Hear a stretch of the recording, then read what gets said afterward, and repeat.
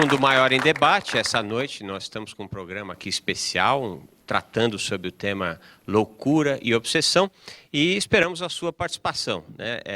Vou pedir para o Fernando colocar as imagens do kit para a gente. Você que participar, assim como os nossos irmãos que estão aqui na plateia, podem concorrer a um kit contendo copos e camisetas do Compartilhe o Bem, uma necessaire do Clube Amigos da Boa Nova, caderno, caneta e ecobag da TV Mundo Maior, o Mundo Maior em Debate 10 anos da TV, que você não vai concorrer, mas você vai assistir seriamente, certamente. E pode voltar para mim aqui, por favor, Fernando. Nós temos também esta obra, bem ao encontro do nosso tema de hoje, Espiritismo no Lar, Obsessão e Depressão. São duas palestras aqui, uma da Anete Guimarães e a outra da doutora Marlene Nobre. São interessantíssimas as palestras, surpreendentes, eu diria até. E este livro, que o autor é o William Sanches, Jesus e a Arte de Vencer Desafios. Todas essas obras você pode encontrar à venda no mundomaior.com.br ou pode ligar para o 0 Operadora 11 4966 5775. Para você participar, nós vamos repetir, você pode ligar 0 Operadora 11 2086 43 79, pode mandar seu e-mail para debate@tvmundomaior.com.br e também pode fazer a sua participação pela grande rede social facebook.com/TV Mundo Maior. Muito bem. Delmar, o psiquiatra, ele trabalha, entre outras coisas, o desequilíbrio neuroquímico. Já o psicólogo tenta compreender o papel das funções mentais no comportamento individual e social. É possível dizer que é tênue a linha que separa um paciente que precisa de atendimento psicológico de um paciente que corre o risco de ter desequilibrado sua química cerebral? É sim a resposta, né? Bem, essa linha é muito tênue. Todos nós, né, quando refletimos na nossa vida, quantas vezes nos sentimos nesse limiar? Que você diz assim, né? Você está no equilíbrio e, de repente, parece que algo pode te tirar desse equilíbrio. Agora, eu gosto de passar um pouquinho de um contexto, né? Um contexto até histórico, até para localizar um pouco e me localizar. Então, se nós formos ver na antiguidade, ainda em algumas culturas, as pessoas, aspas, ditas desequilibradas, ou a questão da loucura, as pessoas andavam livres pelas ruas. Mas aí nós temos alguns fatores. Por exemplo, vou voltar de novo no tema da hanseníase, não é? Então, havia uns leprosários, e aí eles foram segregados, eles já foram afastados socialmente. Aí você está me perguntando de comportamentos, não é? Sim. Então, na história, foram os primeiros a serem ali segregados. E o que aconteceram nos antigos leprosários? Começaram a colocar outras pessoas também. Inclusive, aqueles que antes andavam livres, eles começaram também a ser excluídos. Que outra exclusão nós tivemos? Com Descartes. O que ele diz? Penso, logo existo. Bom, se eu não penso, logo eu não existo. Olha, como tem a ver? Porque loucura está ligada com a razão, não é? Então, tem a razão e a pessoa quer, infelizmente, tudo isso parte da nossa ignorância dessa visão espiritual. E aí, quando você tem, então, quando entra Descartes e o modernismo, aí sim que há uma separação ainda maior nos hospitais. Só que não são hospitais de cura, aspas, também cura, como nós entendemos já numa fase aqui, não é?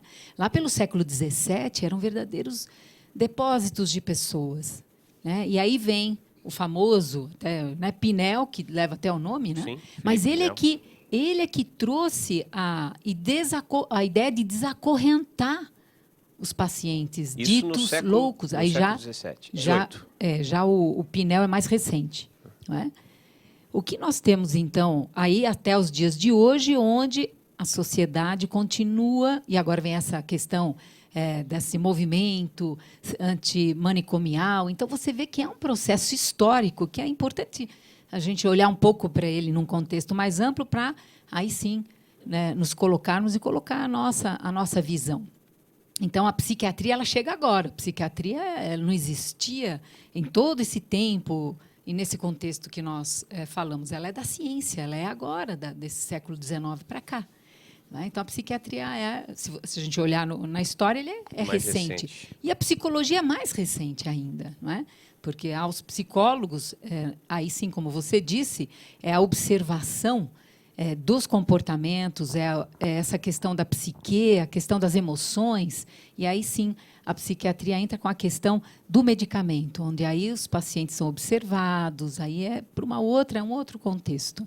Então é muito tênue essa linha, e é só cada um de nós aqui repensar em momentos de grande tensão, de crise, de desafios que a vida nos traz, quantas vezes nós ficamos ali, né, numa linha tênue, Muito como você próximo, mesma, né? muito próximo. Então, o João Lourenço até brincou, que ele falou assim, olha, eu vou na federação, eu estou quase bom. Então, essa sensação, todos nós, né, temos essa... E ainda bem que a doutrina espírita, né, nos encontra, e nós vamos ao encontro para trazer mais um ponto de equilíbrio, porque, senão, essa linha, para mim, é mais tênue ainda quando não se tem o suporte Sim. religioso, o suporte da espiritualidade, quando não se tem essa crença. Aliás, quando ele falou que está quase bom, eu senti inveja. Eu falei, meu Sentiu. Deus, será que um dia eu fico quase Você bom vai falar também? isso? César, o Dr. Bezerra de Menezes nos trouxe, pelo pseudônimo Max, o livro A Loucura sob um Novo Prisma, né? A obra, acredito eu, que foi uma das primeiras que trataram da obsessão espiritual como fator de adoecimento mental, ou seja, nos antecipou muito do que isso que o Dr. João Lourenço está nos trazendo hoje. Dá para a gente dizer que antecipou esse conhecimento que está chegando hoje no mundo científico, César? Sem dúvida. E a sua pergunta é muito importante, porque nós precisamos fazer um resgate histórico. Bezerra de Menezes, médico, né, radicado no Rio de Janeiro, ele foi um pioneiro, ele foi um desbravador ao escrever esse trabalho. Ele era membro da Academia Brasileira de Medicina, no Rio de Janeiro. Ele apenas se licenciou quando ele entrou para a política, mas ele sempre exerceu a medicina, nunca deixou de exercer a medicina durante todos os seus compromissos políticos. E ele passou a se interessar pelos fenômenos espíritas, inclusive sofrendo problemas pessoais, né, de alguma questão de saúde, e depois no seio da sua própria família. E passou a observar médiuns, entrando em contato com médiuns da cidade do Rio de Janeiro, e ele teve um problema muito sério na sua casa, do seu segundo filho, Antônio, que era estudante de medicina.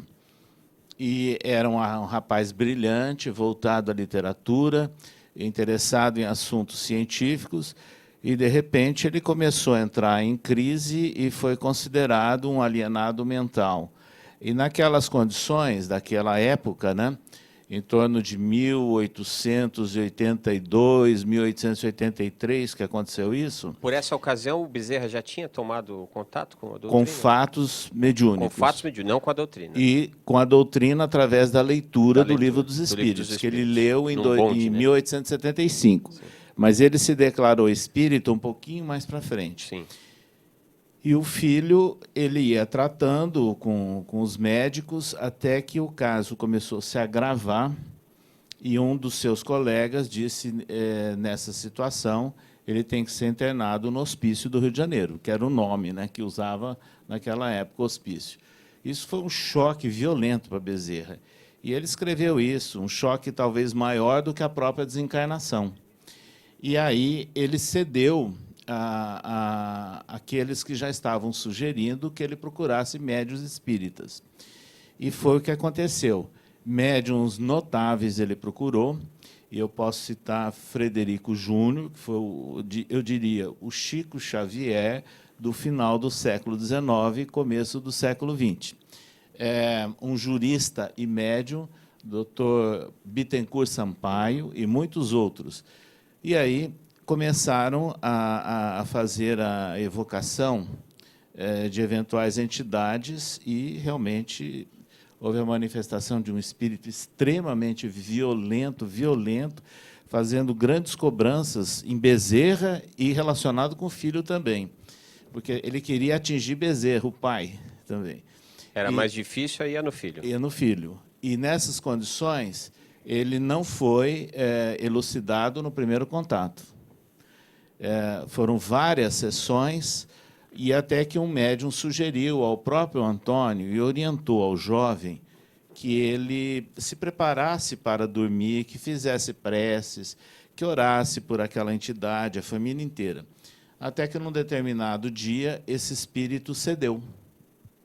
E, quando cedeu, o Antônio recobrou a consciência, mas, diz Bezerra, como o tempo foi um pouquinho prolongado, ficaram algumas sequelas neurológicas.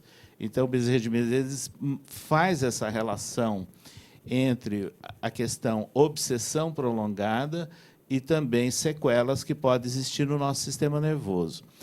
Bezerra, então, o que eu queria destacar, esse livro ele apresentou para a Academia Nacional de Medicina, mas ele só veio a ser publicado 20 anos após a desencarnação de Bezerra, no ano de 1920, pela Federação Espírita Brasileira.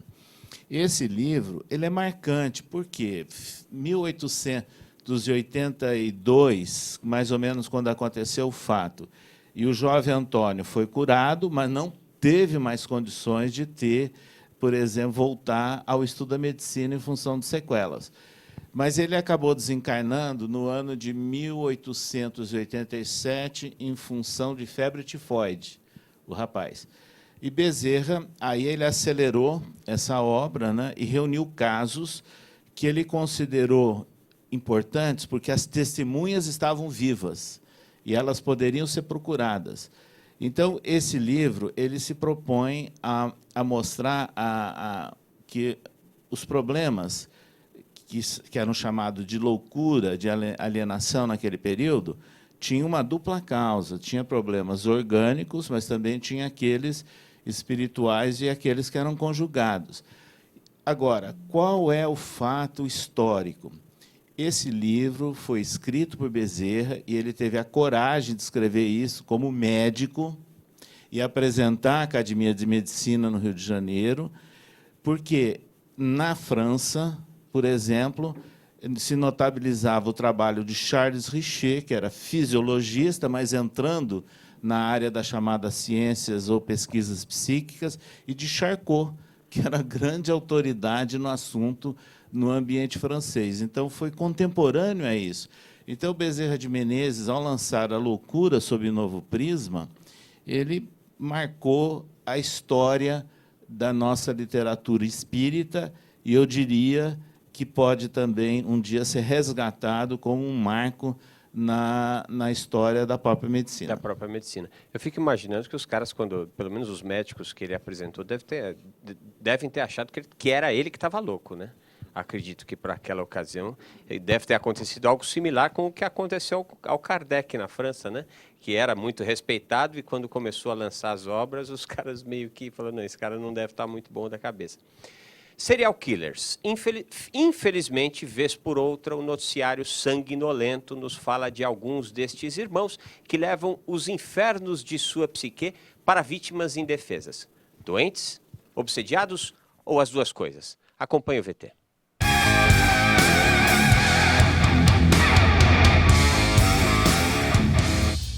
Você já ouviu falar em serial killer? É uma pessoa que comete assassinatos em série. O criminoso estabelece uma espécie de roteiro que funciona como uma assinatura para caracterizar o seu crime. A criminóloga e escritora especialista nesse assunto, Ilana Casoy, explica sobre essa característica. Primeiro, a gente tem que diferenciar diagnóstico psiquiátrico de comportamento criminoso. Serial killer é uma classificação de comportamento criminoso, assim como é latrocida, estelionatário, furtador, não cabe na doença mental, né? Então a gente está falando de um tipo que só pode ser estabelecido após ele cometer certos crimes ou crimes de certo tipo. Aqui no Brasil, ao longo dos anos, alguns casos de serial killers ficaram famosos, como Chico Picadinho. Ele assassinou 2 mulheres, esquartejou ambas para tentar se livrar dos corpos. Já Pedrinho Matador arrancou o coração do pai, que foi uma das 71 vítimas do criminoso, entre outros casos de repercussão.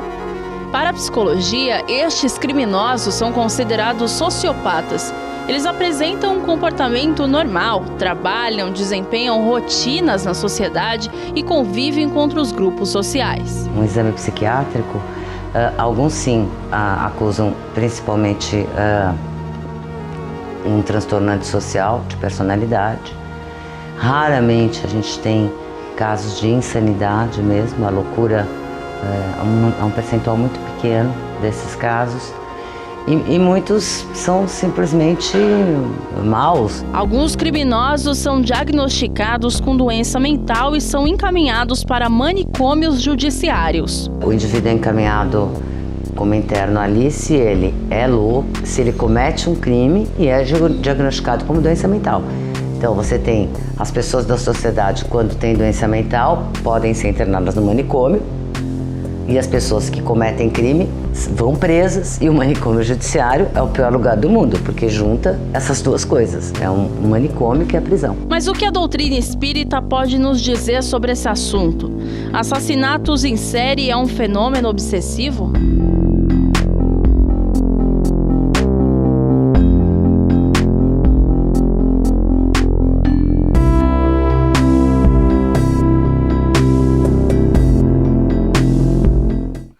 Assassinatos em série é um fenômeno obsessivo? Essa foi a pergunta do VT. Nós que estamos no campo da mediunidade, às vezes nós somos visitados por pensamentos chocantes, né? Eu já tive essa oportunidade algumas vezes, e aquilo que nos visita é algo extremamente forte. E você precisa estar muito com os pés no chão para você não se intoxicar com isso. Eu fico imaginando a mente desses nossos irmãos, e muitos deles sem ter a mínima, acho que a maioria, ou pelo menos os seus familiares, né, também sem ter a mínima ideia de que por trás disso pode ter um fenômeno obsessivo. É isso, doutor? Então, é uma coisa interessante quando a gente vai observar o doente mental. Isso que a colega, não sei se ela é uma colega, mas ela comentou muito bem. Separar o que é um ato criminoso do que é um ato feito durante um momento de insanidade, né? É diferente. Quem comete um ato num momento de insanidade, ele é inimputável.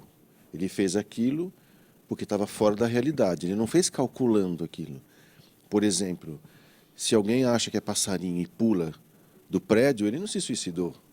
Ele estava achando que era um passarinho, né? Então, agora o serial killer não, ele calcula. Ele tem sistema, ele tem método. O que a gente pode dizer, o que é que tem dentro do cérebro desse nosso irmão que dificulta o acesso às emoções, né? Porque para você não ter empatia com as pessoas, você tem que ter alguma lesão, alguma falta de estrutura ou acesso a essa estrutura cerebral. O que ocorre é uma coisa interessante, que a gente tem que olhar sempre o fato, e quando isso tem a ver com comportamento, os 4 coisas que podem alterar o comportamento de alguém: o biológico, o psicológico, o social e o espiritual. Então, às vezes, a pessoa, por ser médium e ela ser perturbada, ela passa a ter comportamentos que lembram psicopatas, como esse do que a gente viu falar aí, o Zé Picadinho, lembram. Porém, qual é a diferença? Tanto que a gente observa que tem momentos em que ele tem sanidade, tem momentos que ele não tem.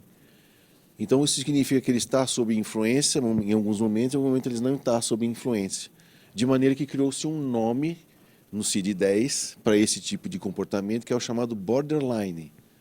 É uma pessoa que não é psicopata, mas tem um pezinho lá. Eu costumo chamar, que a gente fala que tem traços anormais de caráter. Então, é claro que, por exemplo, você pega uma pessoa que é um santinho, assim que nem eu, né?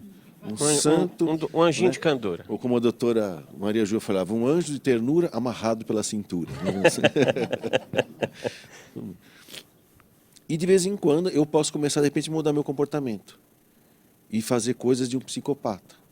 Aí eu vou examinar o biológico, porque eu sempre uso o método de Kardec aplicado na medicina, do conhecido para o desconhecido, do palpável para o pouco palpável, do concreto para o abstrato. Vou lá e eu pedi exame. De repente eu tive um derrame, ou eu tenho um tumor no meu lobo frontal, e ele tirou de mim a crítica de toda a minha santidade.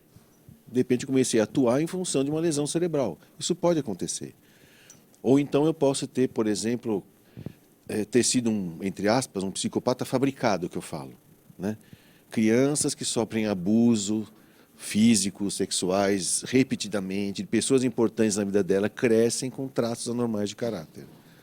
Depois também o aspecto social, né? A questão de conviver com situações ruins o tempo todo, eu incorporo valores sociais que me lembram um psicopata. E, por fim, existe a influência espiritual, que tem a minha influência, que são os meus valores éticos e morais, mais a influência externa, que seriam os processos obsessivos. Deste conjunto, vai sair um comportamento que alguém vai olhar e falar, ou é louco ou é criminoso. E o médium, normalmente, é aquele que eu falo brincando, que é o que paga o mico, certo? Por isso que eu falo para os médios, na dúvida, não diga nada e não faça nada, espera. Porque se era para ter dito, era para ser feito, você pede desculpa pelo atraso, vai lá, fala, vai lá e faz. Mas se não era para ter dito? E se não era para ter feito? Como é que você retira uma palavra? Como é que você remove um ato cometido? Aí você já pagou o papel de louco, de tresloucado. Você sabe que uma vez, alguns anos atrás, eu estava assistindo um espetáculo teatral e me deu vontade de gritar na plateia. E eu saí do teatro porque eu falei, eu vou gritar aqui. Né? Provavelmente entrei ali em sintonia com alguém que estava com aquela vontade. Então imagina a criatura que está com esse pensamento repetitivo o tempo inteiro. Uma criatura como essa, os nossos irmãos aí que foram citados, né? Tem como alcançar a cura nesta encarnação? Uma criatura como essa? Então, alguma das coisas que eu andei pesquisando, eu estudei em Franco da Rocha, a minha especialização foi em Franco da Rocha, então a gente frequentava também o manicômio judiciário, e quando a gente ia lá, realmente, a sensação, a descrição que eu dou de um psicopata, principalmente os psicopatas que são perversos, e esse nome chamado perversão, vem do quê? Vem de uma versão além do instinto. Então, ele pode ter perversão do apetite, né? Pode ter perversão do sexo, perversão, uma série de coisas. Qualquer coisa que você tiver pode ser pervertida, uma versão além da conta, né? E, às vezes, você conversando com eles, você começa a sentir, o nosso professor falava isso. Perceba o que você sente quando você está conversando com ele, mas dá raiva. Por quê? Porque parece que não tem ninguém ali dentro. Né? Parece uma pessoa totalmente desprovida de capacidade de empatia. Ele não, me parece que ele é um daltônico de ser humano. Ele não consegue ser humano. Então ele vai contando e aí ele fica olhando para você, para ver se você... Qual é a tua reação? Ele conta o que fez, que arranquei os olhos, matei minha mãe, moí a carne, fiz coxinha, vendi na feira. Ele fala assim. E ele conta para você como um troféu. Não tem nenhuma nesga de arrependimento, de sofrimento. De culpa. Não existe a culpa. Não tem. Não existe. E aí a gente percebe, a gente vai fazer os exames, eles têm lesões cerebrais, tem coisas que dificultam o acesso à empatia. Aí na época eu ficava perguntando, para que essas pessoas existem? Como se eu pudesse pedir satisfações para Deus, né? Mas eu pedia, né? E não vinha uma satisfação, mas vinha uma informação do tipo assim, olha, no mundo de Deus não existe nada de certo e errado, só existe o que é possível. Para essas pessoas, eles já estão em treinamento. E aí vem uma explicação que hoje eu uso sempre, falo para as pessoas assim, muitos psicopatas são seres espirituais recém-saídos da animalidade. Quando encontram a consciência e o pensamento, o que um animal vai fazer? Oba! Para que eu vou ficar esperando o instinto para fazer as coisas? Eu vou lá e vou fazer. Sim. Então ele falseia toda a sua inteligência para satisfazer os instintos. É a tal da perversão dos instintos. E aí é claro que para mim ficou muito claro, então eles estão num ensaio. Estão num ensaio para entrar na raça humana. E eu falei, justo aqui? Justo aqui? Eu falei, mas aí você quer ir aonde? Você quer ser humano aonde? Onde tem humanos. Agora, o que é que vocês vão fazer com eles? Aí que tá o que vocês vão, como que vocês vão fazer? O fator educacional disso. Aí, quando eu comentei isso, alguns colegas falando assim, então quer dizer que o espiritismo justifica o que os psicopatas fazem? Se um psicopata matar seu filho, está justificado porque ele é a encarnação de um animalzinho de estimação? Eu falei, não, o espiritismo explica, mas não justifica esse comportamento. Eles estão aqui para nós ajudarmos a ele deixar esse comportamento. Seja pela nossa convivência, seja por fatos que ocorreram e agora nós temos que cercear a sua liberdade, e tentar, aos poucos, doutriná-lo a deixar de ser animal para ser humano. Né? Sim. E isso, às vezes, ao longo daquela vida inteirinha, né? Eu costumo dizer assim, que a vida é uma dose homeopática de espiritualidade, né? Precisa de várias doses. Sim, Né? devagarzinho. Bom, nós vamos mais para um breve intervalo. 0 operadora 11 20 86 43 79, debate@tvmundomaior.com.br, facebook.com/TV Mundo Maior. Nós já recebemos alguns e-mails, daqui a pouco vamos ler para os nossos convidados. A gente já volta. Fica conosco.